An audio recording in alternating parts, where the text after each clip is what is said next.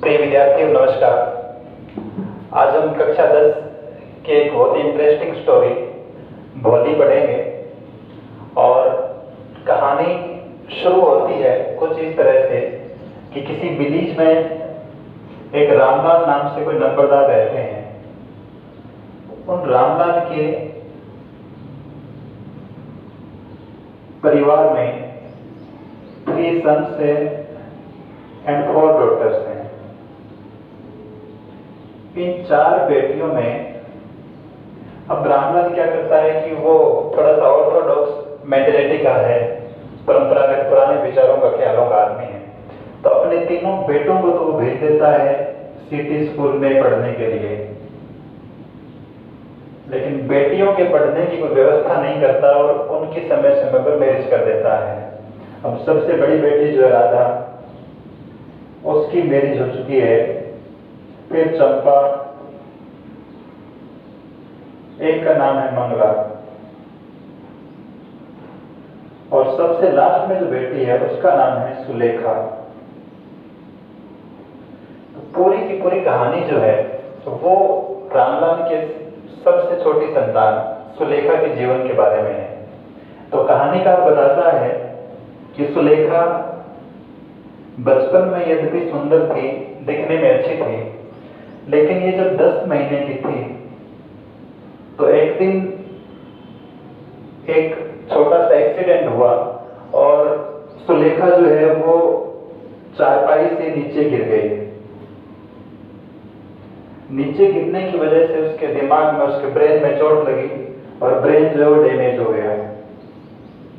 अब उसकी वजह से वो बाकी बच्चों से अलग हो गई, सामान्य नहीं रही, और इसी वजह से आप कहें कि वो मंदबुद्धि हो गई और परिवार के लोग या फिर पड़ोस के जो बच्चे थे, जैसा होता है सामान्यतः, उन्होंने उसे सुलेखा नाम तो छोड़ दिया और सारे के सारे लोग उसे कहने लगे भोली, जिसका मतलब था सिंपलटन, मंदबुद्धि, जिसमें कॉमन सेंस नहीं हो, ऐसी लड़की।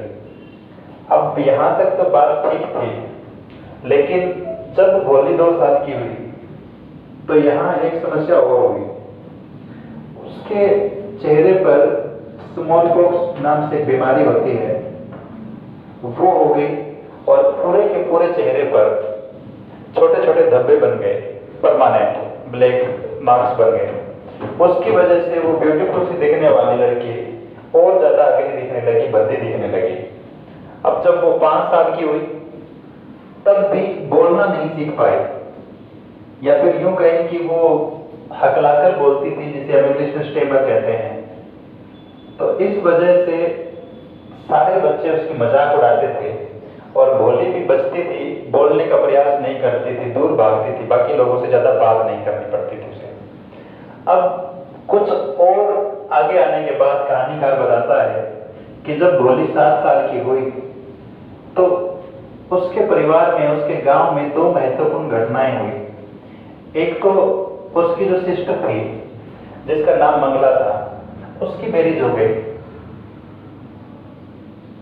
और सेकंड जो काम हुआ वो हुआ कि गांव में एक प्राइमरी स्कूल खुल गया, और ये स्कूल स्पेशली गर्ल्स के लिए था कि यहां केवल लड़कियां ही पढ़ेगी।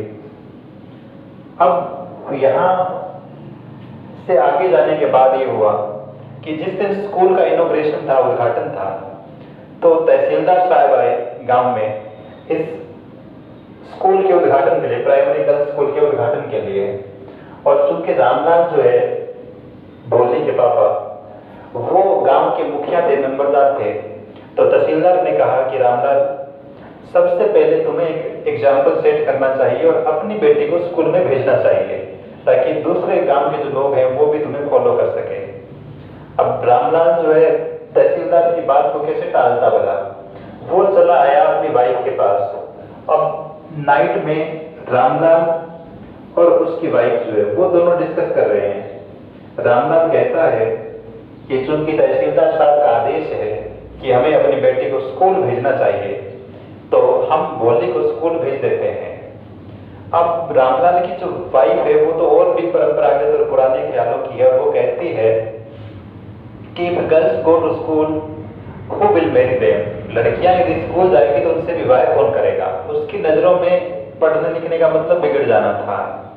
लेकिन रामलाल कहता है कि ये तो पहले से ही मंदबुद्धि है और बद्दी दिखती है, हो सकता है कि इसका विवाह तो हो ही नहीं, तो उस कंडीशन में क्यों न हम इसे स्कूल भेज देते हैं और हमेशा हम ही क्यों चिंता करें भोले के बारे में। स्कूल के टीचर्स है वो संभालेंगे अपने आप। जैसा घरों में अक्सर होता है कि बच्चे जब स्कूल चले जाते हैं, स्पेशली छोटे बच्चे, तो माँ बाप सोचते हैं कि चलो 6 घंटे तो परेशान नहीं करेंगे, अब टीचर्स जाने उनका काम जाने। तो रामलाल भी कुछ वैसा ही सोच रहा है कि भोली स्कूल चली जाएगी तो अच्छा होगा। अब अगले दिन रामलाल जो है भोली का हाथ पकड़ता है और कहता है कि चलो तुम्हें स्कूल लेके चलो।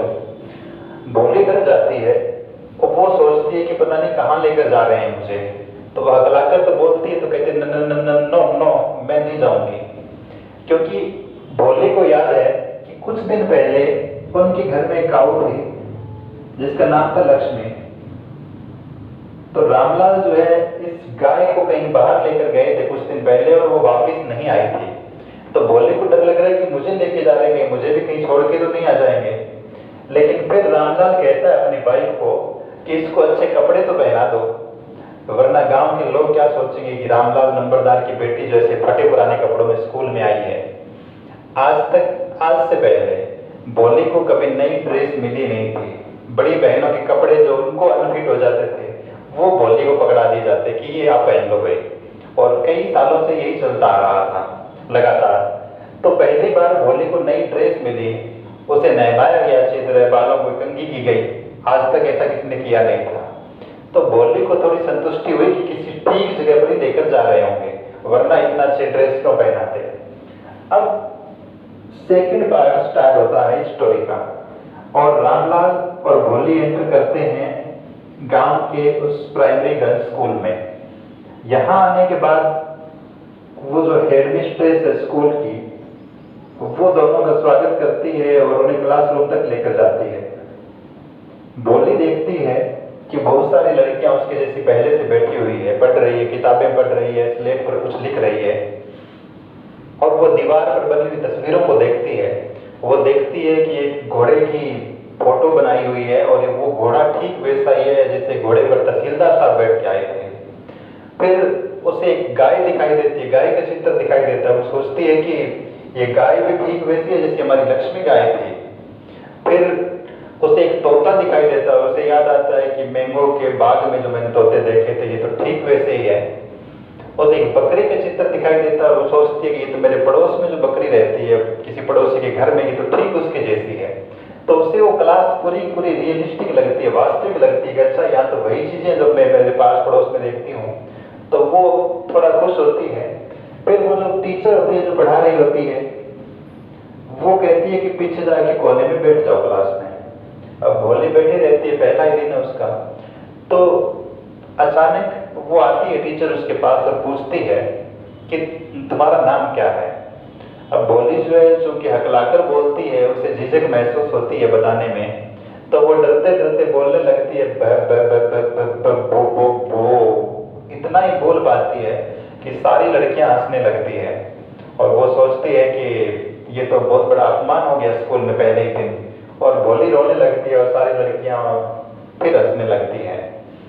थोड़ी देर बाद घंटी बजती है, छुट्टी हो जाती है, सारी लड़कियां चली जाती है, लेकिन भोली तब भी क्लास में सबसे पीछे पीछे बैठी रहती है। उसकी हिम्मत नहीं कि खड़ी हो जाए।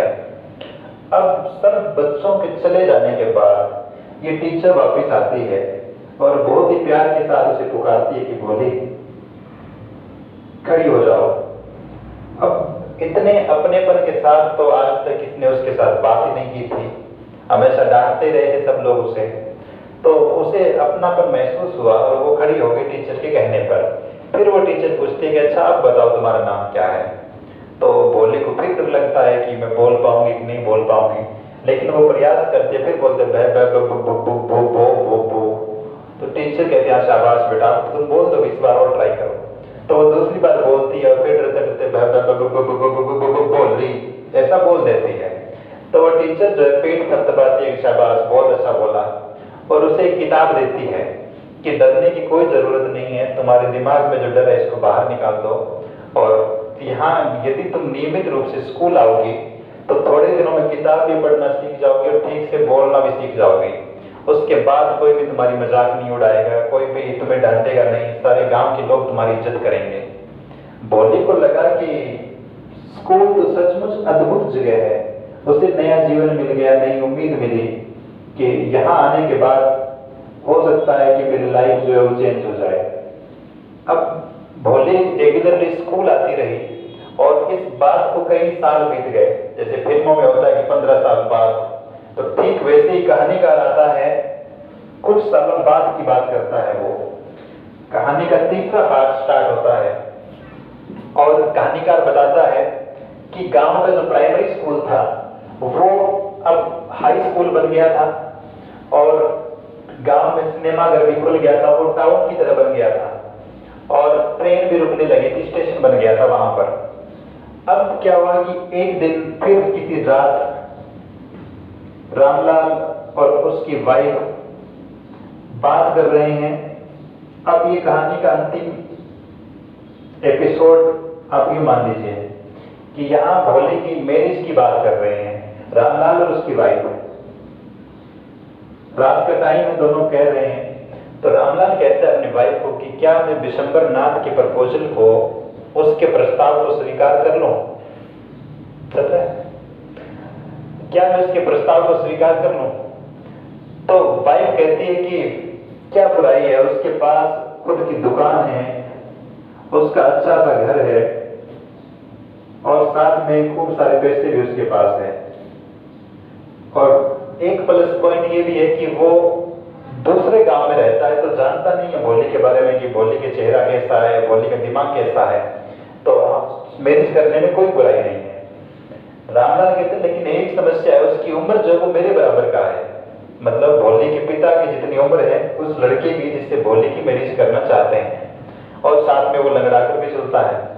तो क्या ये ठीक रहेगा कि हम अपनी बेटी की मैरिज एक अधेड़ आदमी के साथ कर दें? लेकिन रामलाल की वाइफ जो है वो फिर कहती है कि 45-50 साल की उम्र होना पुरुषों की कोई ज्यादा नहीं है, और उसकी मानसिकता ये ऐसी है कि वो जैसे तैसे उस लड़की से पीछा छुड़वाना चाहती है।